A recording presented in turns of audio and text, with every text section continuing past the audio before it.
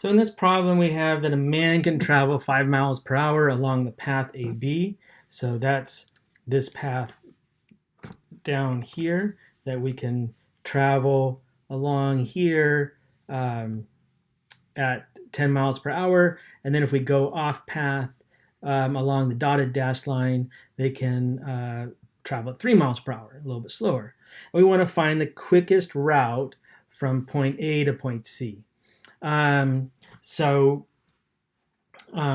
let's just kind of, I guess we need to first give us some variables. Like there's no variables in here. All we have are numbers, right? We know that they can travel 5 miles per hour along AB and 3 miles per hour off road. And we want to figure out the fastest route, right? So we want to, the route that'll take the least amount of time, the quickest route from point A to point C. So let's give ourselves some variables. So we know this gentleman, they're going to walk some distance between A and P. So we'll put an X here, and we'll say that X is the distance. It's in the picture, but I'm going to write it down so we can keep it clear from A to P. Right, that's what our X is, and then we'll call this Y, this distance here. So Y is the distance from what is it? From C or P to C. So we've defined what our variables are. What are some other facts? We know that 5 miles per hour is the speed along AB, right? So actually it's really along X, and 3 miles per hour is the speed along Y.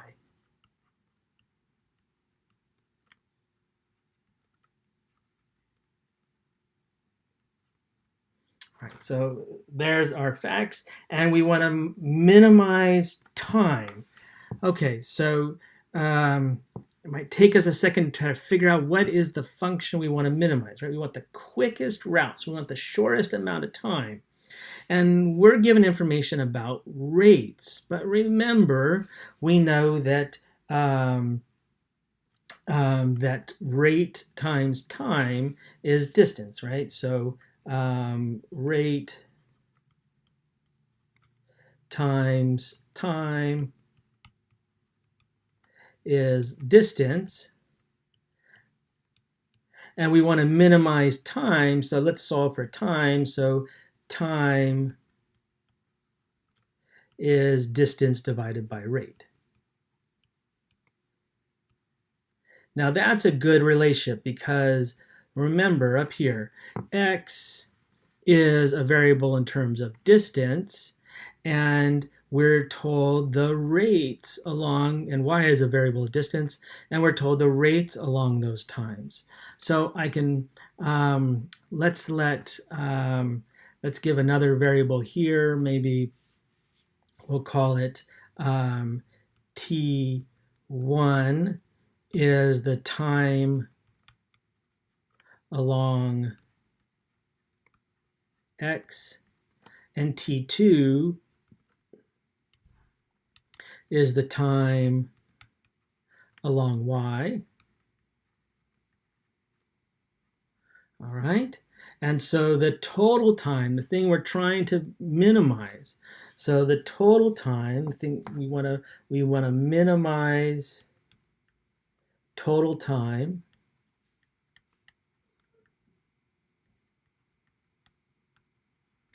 which we'll call T of xy, and it'll be T1 plus T2. Okay, right? That would be the time along x and the time along y. That would be t1 plus t2. But why did I call it x and y? Well, because of this relationship here, that time is distance divided by rate. So I can come back here, and we know that t1, it's the distance, it's the time along x, so t1 is equal to x, or 1 x, sorry, divided by 5, because that's the rate, right? That's the speed we're moving along x, and t2 is equal to y divided by 3. Okay, so we can put those in. So this is equal to 1/5 x plus 1/3 y.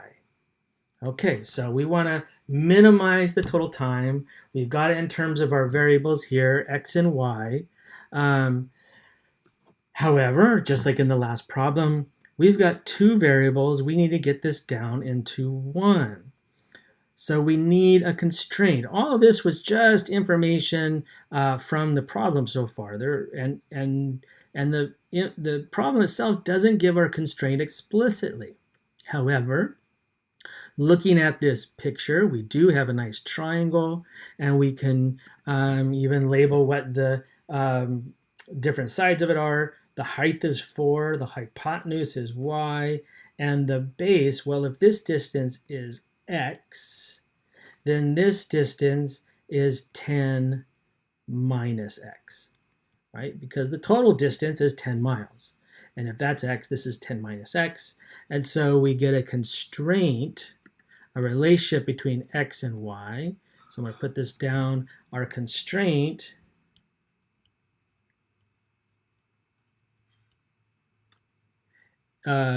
is that y squared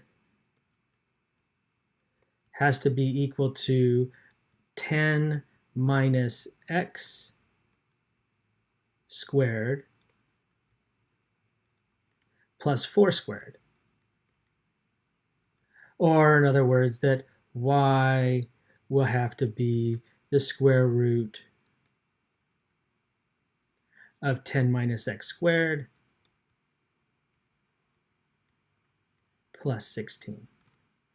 And this constraint on y, now we've got y as a relationship of x, and so that constraint, we can put this in for y, right? This can go right here into y, and so our new function, let's call it, so now we want to find the minimum, right? The minimum of, let's just call it f of x, and it's equal to 1/5 x plus 1/3 square root of 10 minus x squared plus 16. Right? So this is our function. It's in terms of a single variable now, and so we can use the tools from the previous section. We want to minimize this, so we need to find its derivative set equal to 0. Do we have endpoints? Well, let's look at this problem. X, well, it can either be 0, but it couldn't be less than 0, and it can't be any more than 10. So we have this extra constraint, is that 0 is less than or equal to x is less than or equal to 10. So we can collect our set of critical values. We can put these in here already because those are endpoints. So our critical values will have 0 and 10. So those are our endpoints. And then we'll have to find our interior critical values by taking the derivative. So to find the interior critical points, we need to set the derivative equal to 0. So that's f prime of x, which taking the derivative gives us 1/5 plus, now there's a lot going on in this derivative. You should take your time and pause it right now, take the derivative, make sure that you get the same answer I'm going to get. But applying the chain rule and whatnot, we will get 10 minus x divided by 3 times the square root of 10 minus x squared plus 16. So we want this all to be equal to 0. So let's get this all into one common fraction. And so this will be equal to 3 square root of 10 minus x squared plus 16 plus 5 times 10 minus x, all divided by the quantity 15 square root of 10 minus x squared. I forgot my parenthesis up here. Plus 16. Right? And we want this equal to 0. Or doesn't exist. As far as not existing, notice that the bottom, this is a quantity squared plus a positive quantity. So the bottom is never negative, and I'll always be adding a 16, so it's never 0. So it's not possible for the bottom to ever be 0 or negative. So that's not going to be an issue. So the only way we can have a critical value interior is when it's truly equal to 0. And so that means we just have to pay attention to the numerator. We just need to know, when is this equal to 0, right? Because that's the only way a fraction can be 0. So when's that equal to 0? So going back to the problem at hand, we need 3 times the square root of the quantity 10 minus x squared plus 16 plus 5 times 10 minus x to be 0. So I need to bring this over and square both sides. So I need 3 times the quantity 10 minus x squared plus 16 to be equal to negative 5 times 10 minus x. Don't be concerned that we've got a negative here because we don't know the value for x, right? If this is, if x, we can work that out, and it can still be positive. And so we square both sides, and so we get 9 times the quantity 10 minus x squared plus 16 is equal to 25 times 10 minus x quantity squared. And now I will bring, they've got a 9 here, and 9 times 16, that's 144. So I'm going to bring that over. I get 144, and then 25 minus 9 is 16. So this is 16 times the quantity 10 minus x squared. Divide both sides by 16, giving me that 9 is equal to quantity 10 minus x squared. So I know that 10 minus x is equal to plus or minus 3. So that means that x is equal to 10 plus or minus 3. So that means x is 7 or x is 13. Now, if x is 7 here, then, if x is 13, I'm out of my domain, because remember, x has got to be between 0 and 10. So the only value that works in our domain is 7, and so we'll add that to our list here. Get out of the way. So 7 is our new critical value. And so those are all our critical values. So now we just look at them, compare. So we'll look at our critical values and we'll stick them into our function f. So we've got 0, 10, and 7. Okay, so if we put 0 into our original function up here, right? So if we let x be 0, put it into our original function, we'll end up with